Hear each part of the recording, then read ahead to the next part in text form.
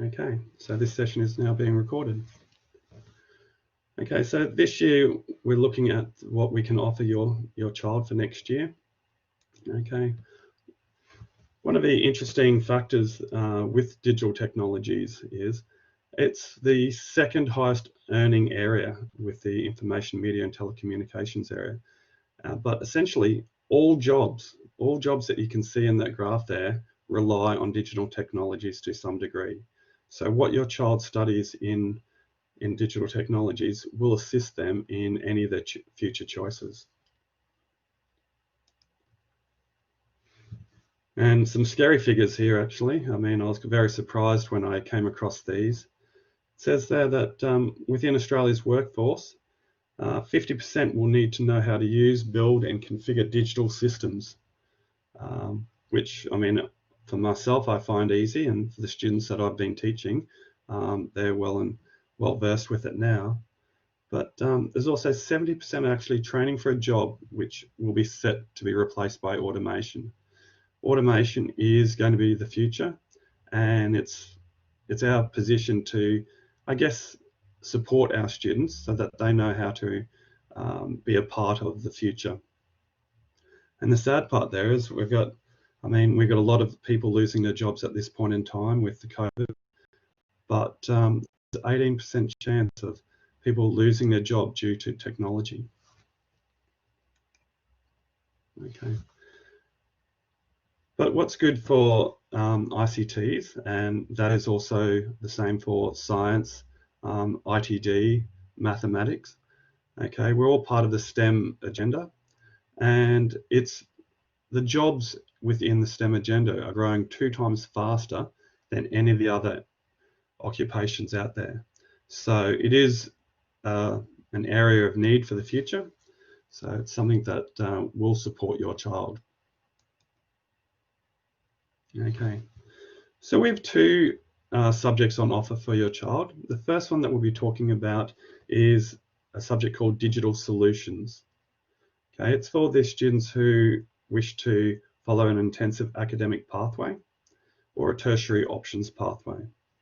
So if your child is wanting to go to university, is wanting to study that high level subjects, then Digital Solutions is the subject for your child. I will explain the other options shortly, but I will firstly look at digital solutions, and we'll go through that. Okay, so in digital solutions, we provide opportunities for the students to create and construct and repurpose solutions. Okay, we get them to create programs, to create solutions, I guess, to problems that are identified out there in the real world. We hear on the news quite regularly about people creating apps, simple apps that will solve various problems. And it's like, why didn't I think about that? And so some of these solutions are quite easy to create, but you just need some of the, I guess, the skills that we look at within digital solutions. So some people have come up with some of these simple ideas, have actually done quite well for themselves, especially in this time of COVID. We've had several people who have... Message from the dark side there is. Excuse me for that one. That was just my phone beeping and my messages, which I've now put on silent. So I meant to do that, so I do apologize for that one. Okay, I'll come back. Okay, so digital solutions is transform the education, business, manufacturing, and many other industries. So it does support your child in any of those areas. And Australia's workforce and economy requires people who are able to collaborate, use creativity, and be innovative and entrepreneurial. Okay, so these are some of the important skills that we look at, as well as obviously looking at in-depth coding, robotics, and preparing your child for the new future. We provide the students, or prepare the students for a range of careers in a variety of digital contexts. Very important thing that we develop are the thinking skills, that are relevant for both digital and non-digital real-world challenges. I guess digital solutions replaces what we used to have as a subject called information processing technology. It's a subject that I taught for almost 14 years. And when teaching that subject, you could almost take the computers out of the subject, and the skills that were in there were relevant to physics, were relevant to chemistry, were relevant to all of those high-level subjects. And it's the problem solving that's embedded within the subject that really prepares the students for what they need in the future. Okay, we basically look at these 21st century skills, and these skills are critical for student success in their further education and life. So we look at the creative thinking, the communication, collaboration, teamwork, personal and social skills, and obviously the information communication technology skills. So within digital solutions, we are creating with the units that we cover are creating with code. In this unit, we look at programming in various languages, but predominantly Python. And then we move on to creating applications and data solutions. This is where we develop databases that intertwine with Python and work within a mobile or online format. We then also look at digital innovation, where we look at robotics and how we can mold some of these or create solutions to some of the problems that we've identified within the course and within society. And then finally, we look at digital impacts. And within digital impacts, we look at security and all the major security measures that are required for businesses these days. So we look at software and game development and web development. Okay, we look at data security and data cryptography. Very importantly, we look at computational thinking. We identify important aspects from the Internet of Things. And we also look at robotics and drone programming. So we do quite a few interesting things within this subject. The kids really enjoy it. We enjoy teaching it, which is great. And we really believe that it is a subject that's preparing the students for their future. So we've got a few possible careers here. We've got the software engineers, game developers, programmers, data scientists. I guess some of them, and I'd hate to think that I'd put those down, but there's so many other exciting jobs out there that, and every career is enhanced by studying the subject. But there's a lot of the popular ones at QUT at the moment, studies of mechatronics, where students create little mechanized robots to create and perform various tasks. Also at QUT, they've got the robotic vision. That's where they attach, I guess, objects to a drone, and these objects can video surrounding areas. They can video forests to look for wildlife, look for fires. It's amazing what you can do with the robotic vision. I've seen some robots that they've designed that will work in the example I saw was red capsicums. They were going through this field and there was plants and they were growing red capsicums. And this robot would actually go through and using its robotic vision, be able to identify the ripe fruit and be able to collect that, the ripe fruit and get it ready for packaging. So it's amazing what you can do within that sphere. So digital solutions is a general subject and it's suited to students who's interested in pathways beyond school that lead to tertiary studies, vocational work or work. Okay, and it is very much an important subject within the area of STEM. It's a key component there, and some of the key things we're looking at again there is the robotics, the programming, the computational thinking.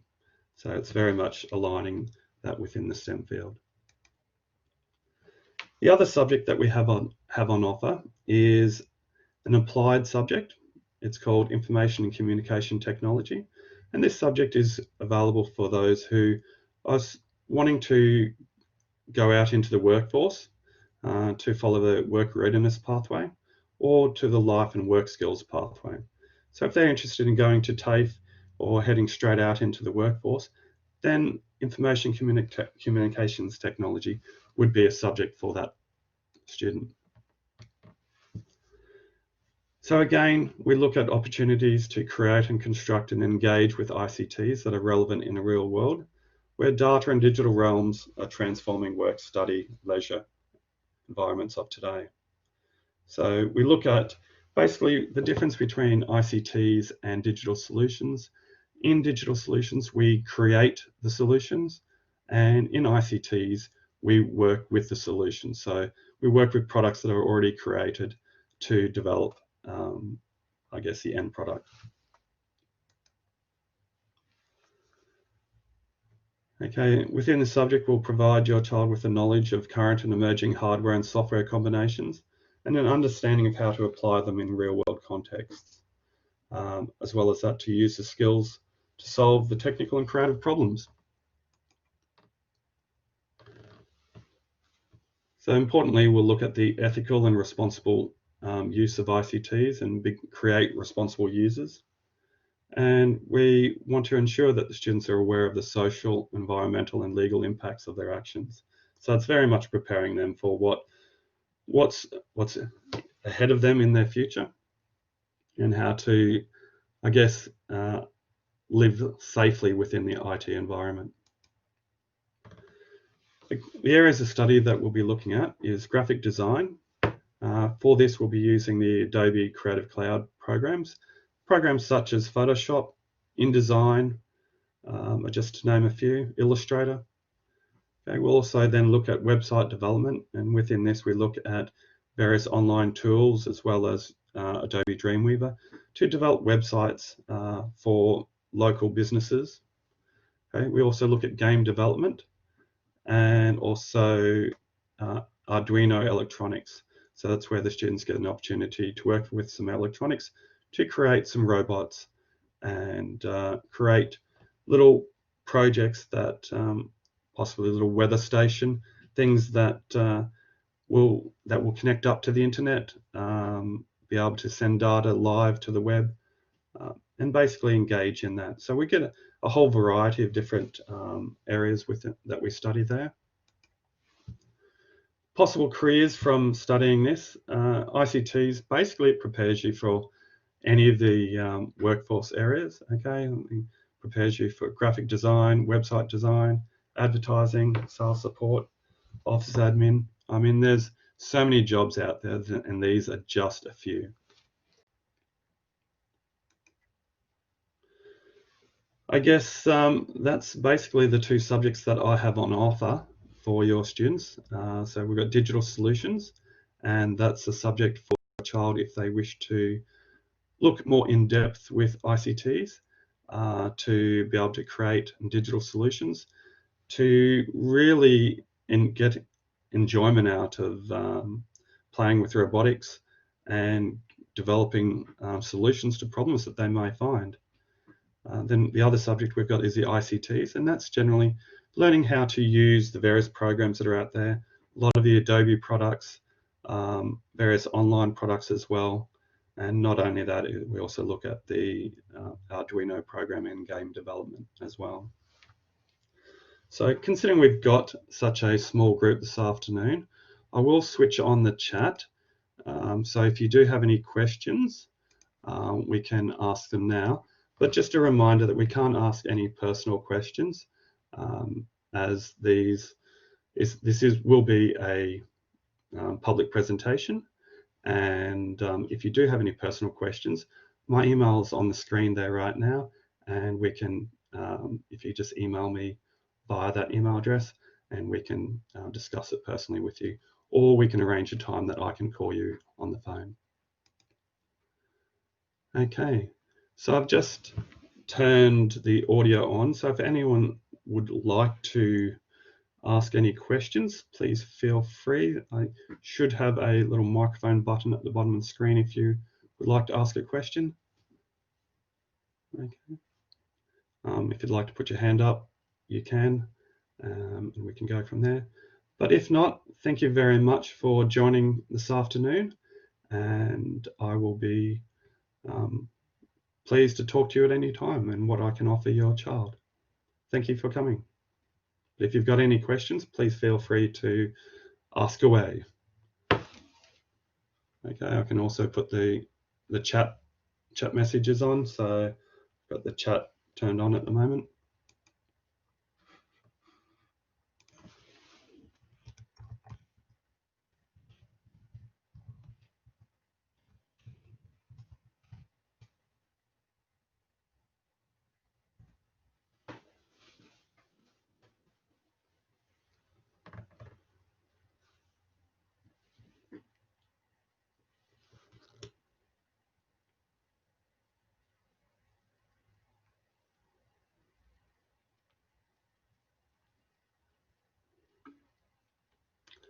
Well, thank you very much for that, Carly. Not a problem. I'm glad you could come this afternoon. If you have any questions, please feel free to ask.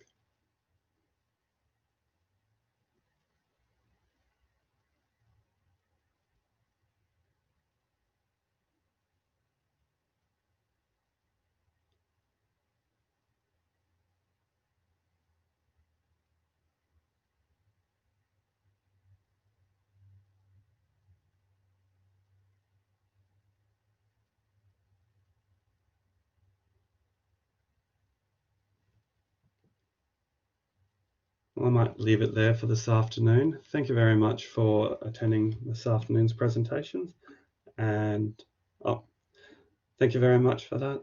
And yeah, hopefully I'll see your students next year for our subject. But if you do have any questions, please feel free to contact me. Have a great afternoon.